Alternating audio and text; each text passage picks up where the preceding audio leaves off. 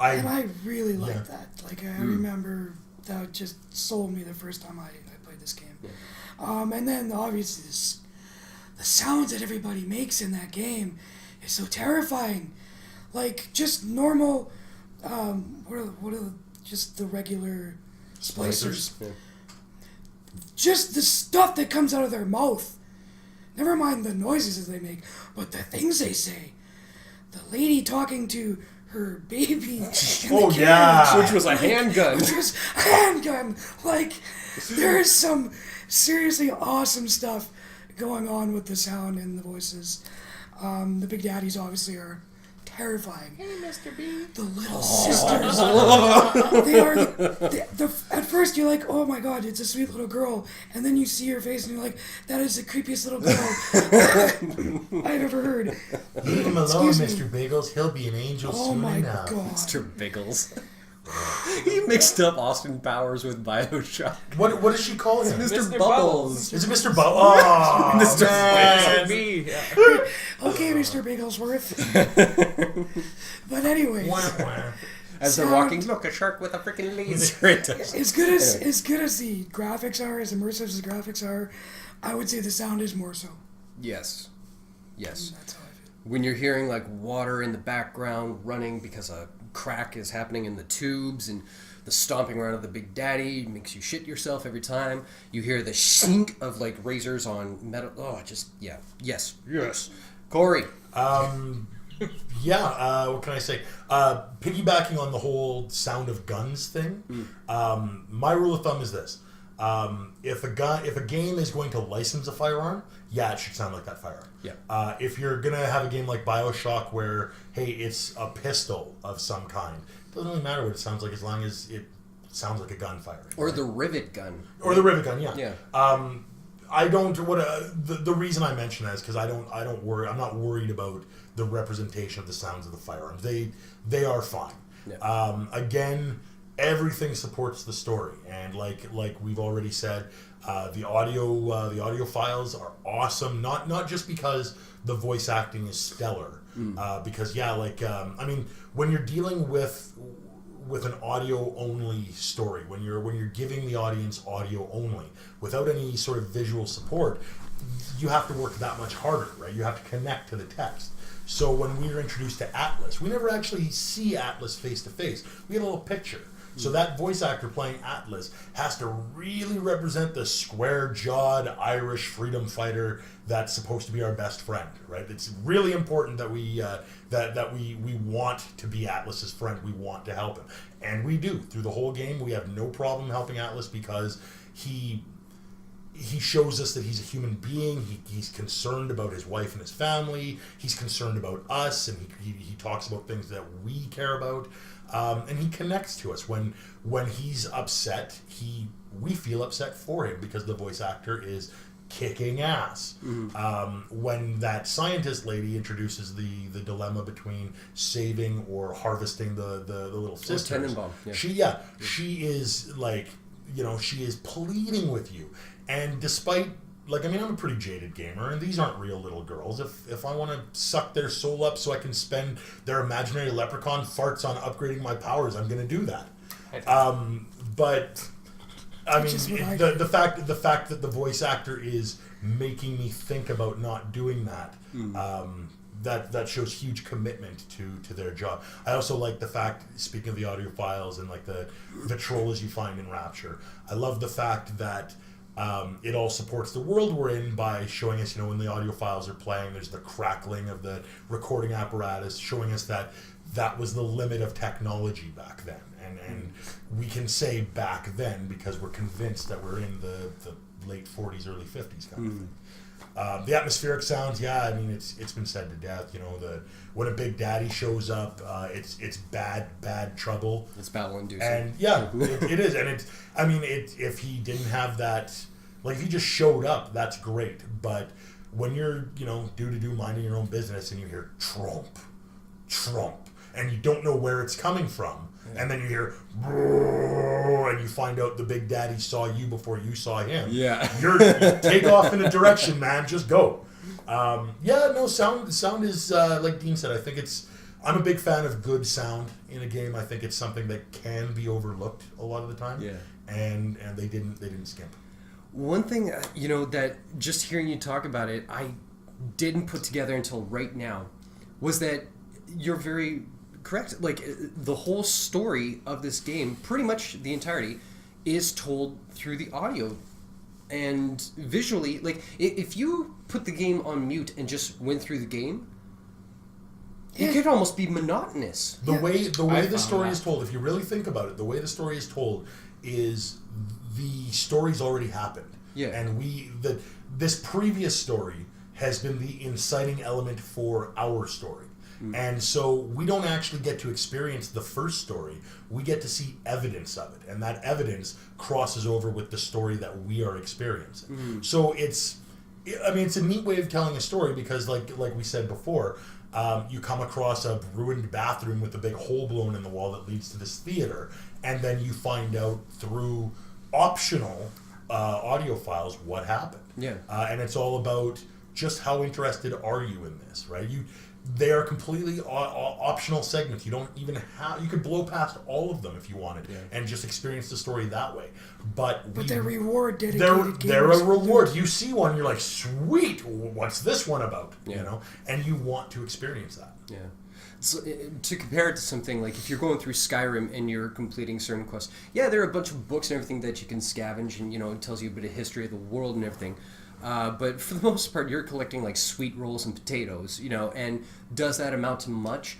No, not really. But in Bioshock, they try and make almost every little thing something you want to collect. It's a game looter's like wet dream for this kind of thing because if you see a power-up or something like that, it's because you're on your last one and you need that. So you're searching for it. You need them desperately. If you find an audio log, that's great because it tells you more of the story, gets you more versed, everything. I actually, while you were saying that, I actually thought about another example where a similar device has been used. And it's used, I think, to as great effect.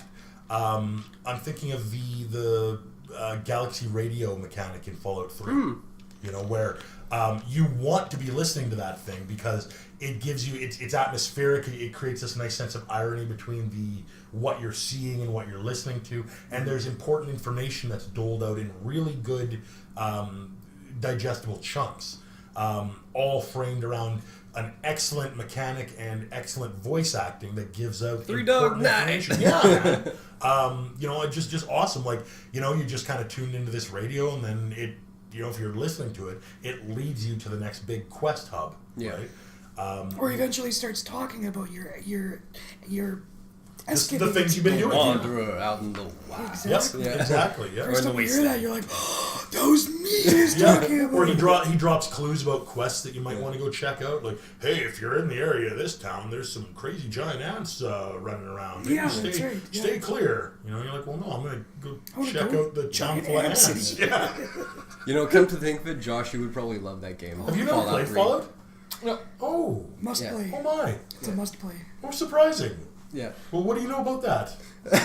Well, what do you know? Well, what I do know is that we're going to be moving on now because I think did I say anything about it? I've said enough about sound. You guys probably wants to hear from you. Nobody wants to hear from the host. He's just bald and handsome, so let's leave him be.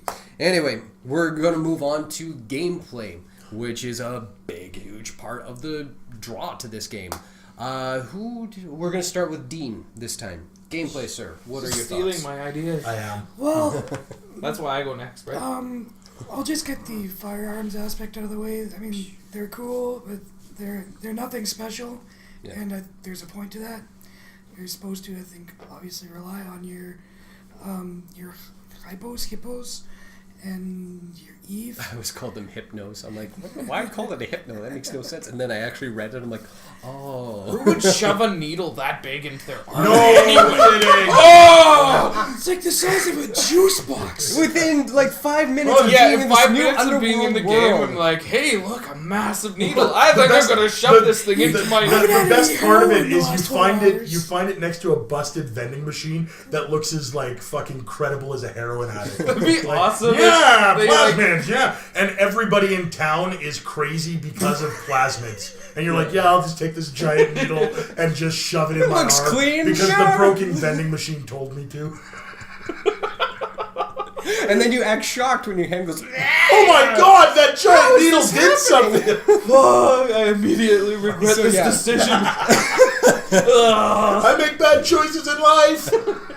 So obviously, They're pretty. They there really are some needed to flaws like. in They, like the they game. needed to like really work on that part Yeah. because like who in God's green earth would be like, Well, oh my you know- god, you my know what, plane though? just crashed. I My- just got into this weird ass place. I have to tell you, sir, at this point, I do have to tell you that that comment, you may feel a little different about that comment. That the idea of us coming across this giant needle and shoving it to our arm, if you have played through to the end of the game, it's stupid, but it's forgivable. It makes a bit more sense. Yeah. It makes it, yeah, because I'm pretty sure that he says something.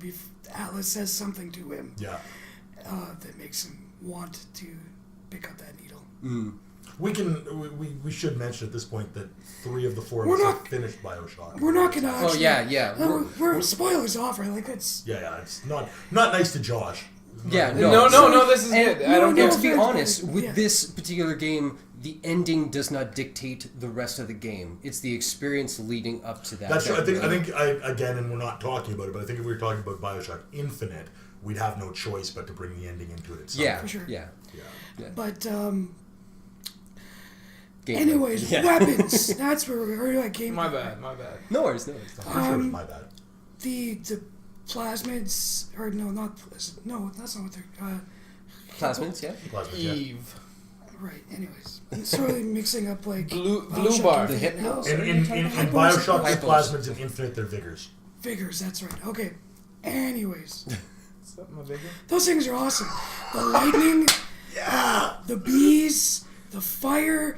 I abuse the fire. I abuse the lightning. Yeah.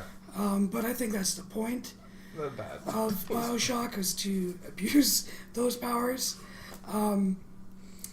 First time I possessed a machine, that was... Oh, no. No, you hack machines. That's what you do. Yeah. Hacking.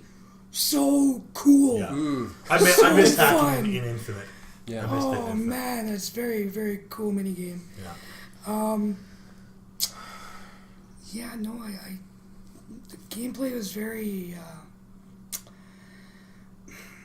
almost backseat to the rest of it for me. The story, the graphics, and the sound were almost better than the gameplay itself. As an FPS, it's As, like, having powers and stuff, that takes it to another level and makes it awesome. But, there's not a lot. There's no cover mechanics. The aiming mechanics aren't super great. You have to like click to aim instead of right trigger to aim, which for me really bothers me. It's much harder to do this for me to aim. Especially for those of us who are left-handed. There you go. I played a mouse keyboard, so I wasn't too Okay. bad. So But yeah, depending on your preference, I could see it being a challenge. I mean, truth be told, I played it through completion first time on PS3. I mean, I bought it, like, it was one of those games that made me buy my Xbox, and I played it for a good long while, and about halfway into it, they announced the PlayStation 3 was coming out with it. I'm like, well, screw this, I'll just go buy. So I bought it twice at that point, played it through, loved it. Then I bought my gaming PC, bought it again, played it through again. So, yeah, but I mean, like, with all the different play styles, I could see how it would be detrimental to some devices more so than others. yeah, exactly. And that was on an Xbox. If I was playing on a PC, it definitely could have been a different experience. I could actually probably set up the controllers so that aiming, for example, is keybinded to the right trigger or the left trigger or whatever. So yeah, probably the weakest part of the game for me was the gameplay. It was fun. It was FPS-y. But the thing that made the gameplay interesting was, for me, the enemies. They were so scary. I was always running away, constantly running away in this game, and looking for a spot to hide until I'll be brave and I'll go attack. And so no, it was good, but as an FPS, it didn't stand out. As an adventure game, pretty good, pretty decent. Cool. He's gonna steal my ideas. Oh, okay, Josh then. Okay. Cory's got enough original ideas. He can use his own. It's fun shooting things as always. I really did not like the navigation system all that much. Apparently you hated it. I hated it. Yes. I was trying to be nice, but now that you brought out the strong It words. says right there. Yeah, I know. Your words. I hated the navigation. It needed a marker maker, is what I call it. Did where you your fiance write this out? I don't believe your handwriting's that nice. It is. This is my writing. Really? Yeah. His fiance wrote it. Like on Assassin's Creed where you can like play. Oh, I want to go here. I've never played that game. That's complete horse crap. No, I do know. Like Skyrim, I know you haven't played it, Yeah. but there is something like. Yeah, there we go. There's Wait. an unobtrusive indicator at all times as to where you're supposed to go. Yeah. Supposed to be, but like there are moments where I'm like, okay, what do I do next? Mm-hmm. Like, where do I have to go? Like, for example, I couldn't leave the first part of the game because I didn't know that I needed to get into this little tube and flip a switch or whatever. And it would have been nice to have, like, they do have like a star saying this is your goal, right? But I found that there were sometimes some missing pieces with that, and where did like.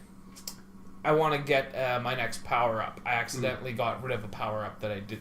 I didn't. Tell the whole story because we talked about this before. So I'm like, I get telekinesis, which is a power up that you can get, and I'm like, I'm not really liking this power all that much. It doesn't really do a lot for me. It's more so just like a tool to get through the game, and you only have so many. Yeah, to start off, you only get 2 slots, 2 power ups that you can actually use. You can buy new slots at the gene bank. But at the time, didn't have anything to actually. I didn't have the currency to actually do anything about it. But I did have currency to buy Enrage, and I don't know. I liked setting people on fire more than I liked shocking them because it was far more effective. Right. And I just feel like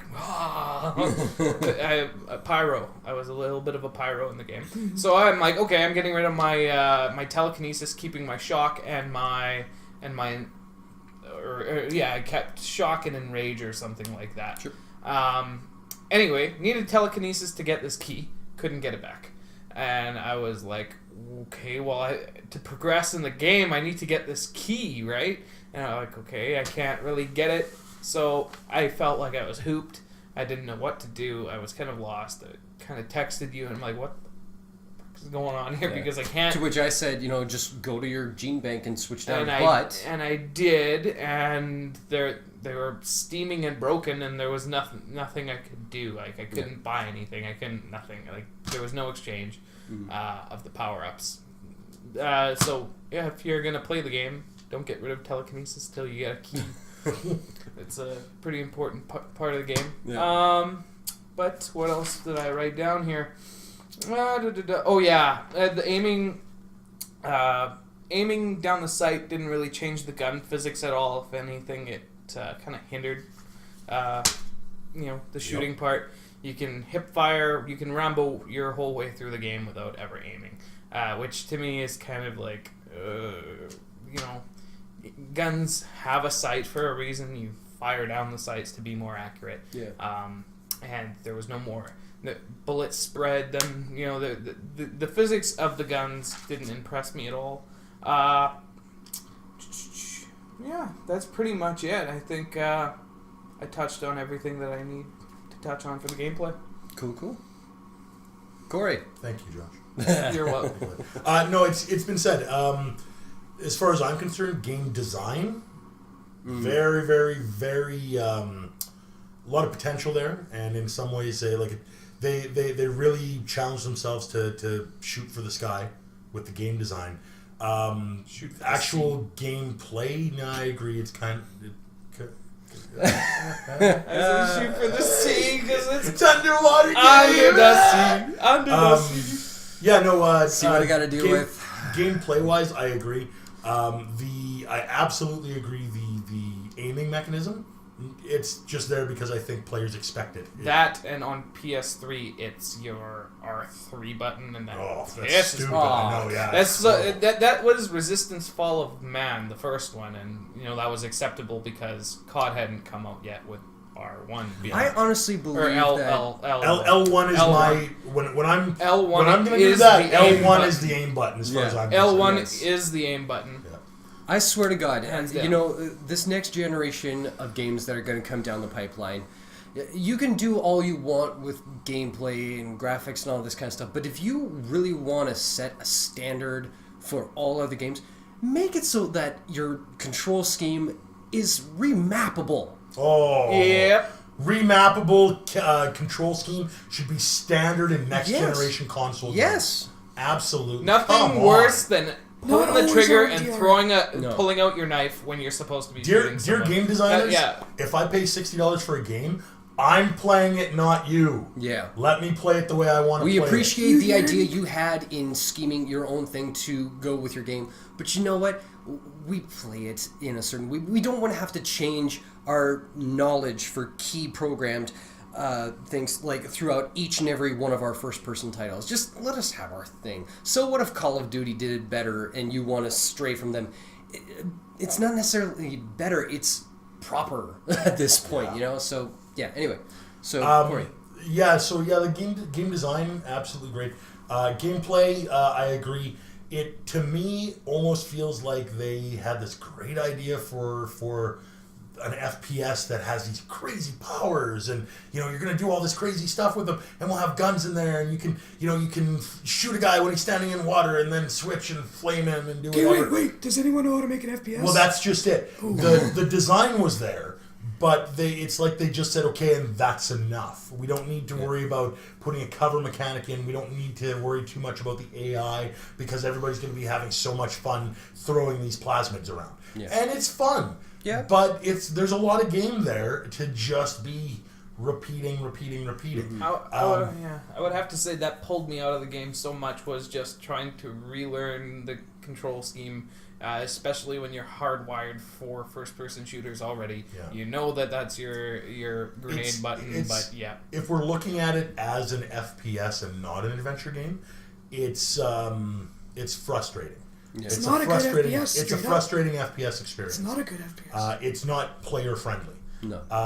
If we're looking at it from adventure game, there's if you take the FPS part, if you take the shooty part of it as just part of a bigger whole, there's lots to do. There's lots of fun little hacking stuff and upgrade your weapons or upgrade your powers or upgrade yourself or do whatever. And I don't even hate I agree with Josh. Navigation can be a bit tricky in that game. I had a very similar experience in Bioshock Infinite, actually. Yeah. That's beside the point, but I can see where he's coming from. Mm-hmm. I don't mind that so much once in a while because a little bit of these games are supposed to encourage us to explore a little bit. But it it's should be super said. frustrating. Yeah. Because I know what Josh is saying, and it sounds like he was right where he needed to be. I did and that. it was just a matter of I went all the way nothing told back to him the to do. beginning. 2 steps Yes. this way and full. Exactly, but Did you know nothing I tells you watched to the do video? that. Yeah, So you I start did back- that. I Yes. searched the entire fucking map. Yeah. Me too. And I did like that. I'm gonna look at every wall. And you're looking And at like the audio I'm logs, looking it's for like- vents. Oh, I'm like, I found this. I'm like, but that's not what I'm looking for. Yeah. Where is the end? Yeah. And then So had to do a full-on circuit, and then had to look up a game review, and that's kind of where I'm like, okay, I'm out. I'm on YouTube. I have to find. I'm also ruining a piece of the storyline. it's a crime in a game like this. It's a crime if you have to look up a walkthrough. Yeah. This is a game about discovery and experiencing a story and immersing yourself in it, right? And it's unfortunate too because these things do happen once in a while. But when they pull, that's why it's so tricky in game design is because doing this kind of stuff pulls you out of the game, right? And especially in Josh's case, I mean, it could be the difference between getting frustrated to the point where you have to get out of it, and then that skews your whole One vision thing of the Bioshock game, does very, very well, Bioshock 1 especially does very, very well, is the journey from the lighthouse at the top of the sea all the way through to the end of the game. It all, if done properly, feels very organic and feels very natural. Yep. But then you have something like that, and it sounds like I've had a similar experience. We can all relate, right? It crushes that organic feeling and immediately drives you back to the idea that you're playing a game. It's like being in a theater watching a movie and being really involved in the movie, and then kind of looking around and just kind of remembering, oh yeah, I'm in a theater. It takes you away from that immersive feeling. Or like going to a bathroom during the middle of a movie. Yeah, exactly. Yeah. Or somebody's cell phone ringing in the middle of a movie. Like, it just takes you out of that experience. And it's a shame. It's a shame. Yeah. Especially when it's like something... It's one thing if you end up going, like, the game sort of supports a non-linear kind of approach, and you kind of go into the wrong area and have to backtrack and get back on track. But Bioshock is a roller coaster. Yeah. You're on rails, and there's a little bit of exploration, but for the most part, you're in a theme park, and you're exploring a theme park until it's time to go to the next place the designers want you to go. Right. And that's just... I mean, that's fine. That's a tried and true game mechanic. But as soon as you let me know what you're doing, as soon as I can see the strings holding everything together, my suspension of disbelief is blown all to hell. So. Turned it into homework. Fair enough. Yeah. It turned it into homework. So the only things I will add on to that, gameplay, we've said all we need to say about the actual playing of it. The one thing I will mention, though, is... it is very cool to have the plasmid effect where you can start doing combinations of them. You know, like the idea where you can spook a whole bunch of splicers into chasing after you, and you can have it so that there's a grenade of some effect on the roof, throw a tornado trap on the ground, connect the dots, and boom, you know. You can do combinations like that. I think that is very cool, and I hadn't experienced that until this game, that kind of play mechanic. That as well, game design wise, it could get a little tedious now and again, but I think it is very brilliant the way they have constructed the entire path for this game to keep you interested, where it's, you know, it's almost a formula to a certain extent, where it's like, okay, a little bit of breathing room, here's a challenge, okay, now you gotta get through these hurdles to get there.